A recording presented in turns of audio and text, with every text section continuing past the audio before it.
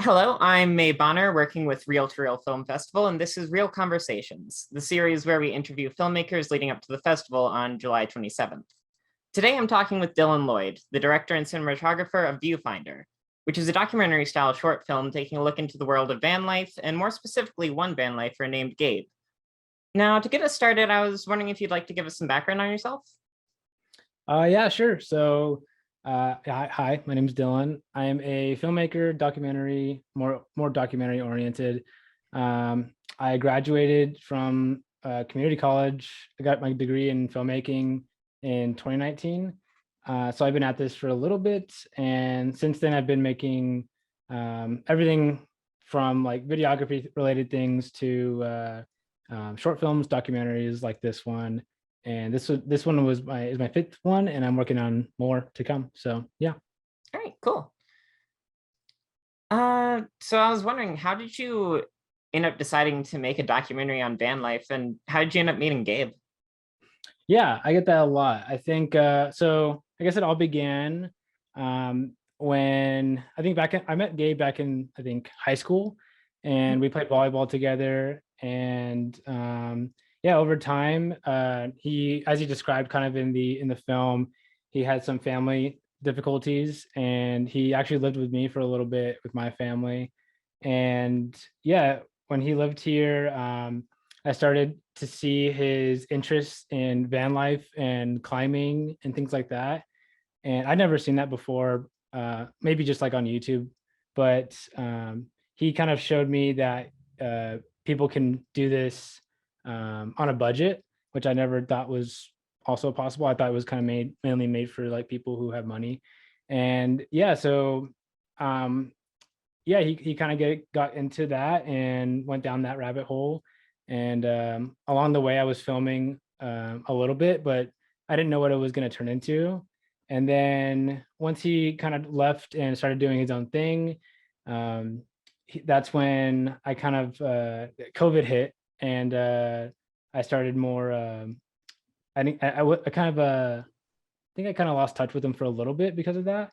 So once I got back in touch with him, he kind of described his experience with van lifing, and yeah, that's kind of where the story kind of took place for me to actually make it into a documentary. Okay, cool. Uh, so Viewfinder deals with a lot of topics of isolation and how Gabe sort of adjusts to this different way of living, as well as he sort of originally found his way into the van life.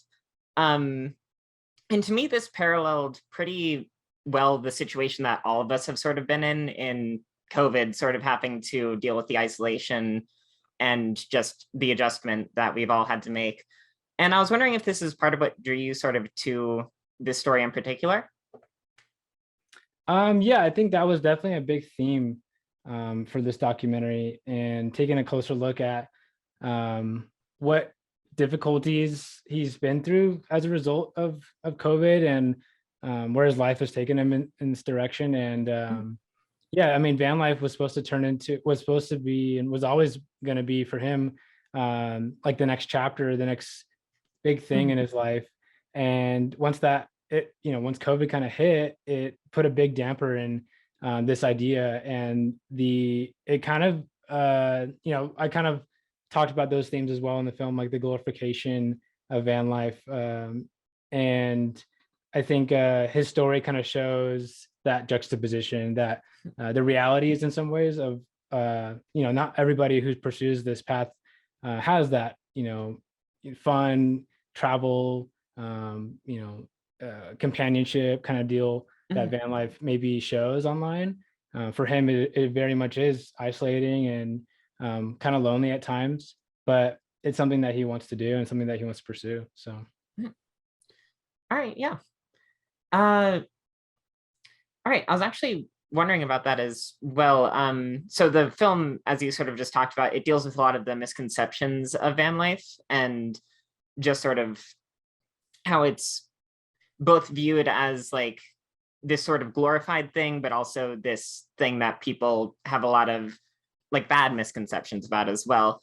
And I was sort of wondering if during the course of making this documentary, your own views on van life changed? Yeah, I think absolutely. I was always one to think that van life was reserved for those that could afford it, or it's kind of like that fun extra kind of travel experience that somebody can pursue. But um, he kind of enlightened me during this experience that this is like a way of living for a lot of people, and even to the extent which I wanted to talk about in the film, but it was just a whole other subject to talk about. But Fair. just the fact that there's people that he knows now within the van life community that this is their life because they didn't necessarily choose it to be like they whether it was too high of rent to pay for an apartment or whatever. He kind of showed me that there's people out there that they don't necessarily want to do this, but they have to. And I think he kind of lies somewhere between that, where he is actively wanting to pursue this, and he knows people who own businesses out of their vans and love it. So yeah, it's an interesting thing to see, and it definitely enlightened me once he kind of showed me that. So. Okay. You actually dipped into something else I kind of wanted to ask about. You mentioned that you weren't really able to include something you wanted to talk about because it was sort of outside of the scope.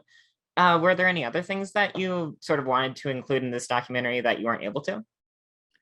Yeah, I think there was a lot. Making this kind of documentary was hard, and it was like kind of my first time at like the cinema verite kind of style with documentary filmmaking, and it's hard to put the story together as you go along. But yeah, I think it took a few interviews to really get the nuggets of information that I wanted to follow. But the things that I couldn't really get to was, yeah, just that the van life community, and like play the interest of like national parks and camping and what that means to him, um because that's also a big thing that he wants to pursue, and also like his creative passions, and how he has to kind of put that on halt as he works and tries to work up to being able to pursue his dreams and his passions and things like that. Mhm. um yeah, I think there's a lot of things, a lot of avenues with documentaries, especially that it's hard to pick and choose which things to go down. But at its core, I think what I have in this 15 minutes of the film Mhm. kind of exemplifies who Gabe is and where he sees himself in this world. Yeah. Uh, so another thing I was wondering about is your last documentary before Viewfinder, Still Learning, was a completely virtual piece. And I was wondering, moving back to being in person, were there any sort of new challenges or issues that you weren't expecting that weren't an issue before COVID? Oh, okay. I think yeah, making Still Learning was definitely a challenge, but something I wanted to try out, and I thought was completely possible. And then making that shift back to doing something more in person, it was difficult for me for sure. I think COVID overall, um, before that, I was always working up my like I have a lot of social anxiety and issues before COVID and everything, and I've worked a lot to get myself up to where I am today. But COVID definitely put a hit on that again, and coming back into normal society, kind of it definitely hindered that as well. Like trying to pick up those social conversations and social cues and things like that in person. He's a great friend of mine, so that definitely helps. But yeah, I was trying to very much to get like you know a lot out of Gabe too, and I think yeah, I think COVID kind of made me more reclusive and not willing to push a little bit harder to get that information that I wanted. Um, so yeah, I think that would probably be the biggest obstacle coming back from something like everything that happened, making that Mhm. film for sure. All right, that makes sense. Mhm. Were there any other like non-COVID related like roadblocks you ran into? Non-COVID related. I think how I think I kind of talked about how the putting the story together. Um, it took me about 3 or 4 interviews to finally be able to obtain information from Gabe that could steer the story a little bit better and create an arc. Um, I always outline my films beforehand as much as what the information that I get from them in an initial interview or initial phone call. And I'll try to outline the film as much as I can, from the ideas that I want to get to the story that I want to follow. And yeah, with him, he's a very energetic person.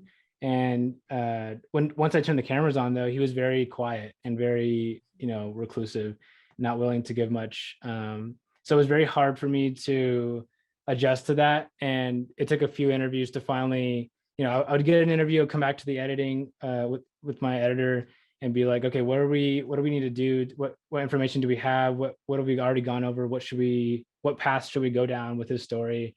And it took a couple of tries, but eventually we were able to find things that we were wanting to know more about, I guess. And yeah, that's kind of how we steered that ship, I guess. Yeah, that makes sense. Mm. All right, I think we're sort of wrapping up on the interview at this point, but I was wondering if there's one thing that you would want viewers to take away from your film, what would it be? That's a good question. I think the one thing to take away from it that I think this idea of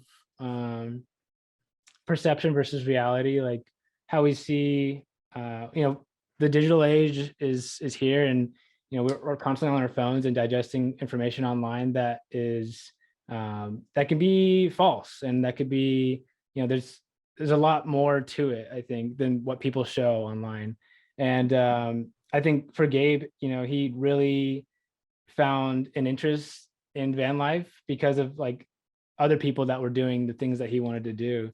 But what he didn't know was what actually went into that, what kind of work went into that. And I think that could be a big issue for people who are, especially young people, I guess, who are wanting to do things, whether it's van life or anything else, to like, yeah, be open-minded about those types of things. And yeah, I think Gabe kind of shows that it's all possible. You just got to put the work in.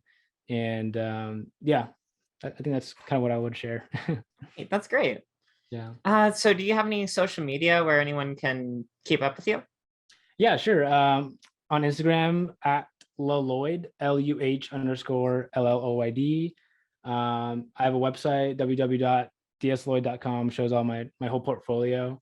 And on YouTube, you just type in my name, Dylan Lloyd, and you can find all my videos. And yeah, I also make videos on like documentary filmmaking and things like that. So yeah. All right, great.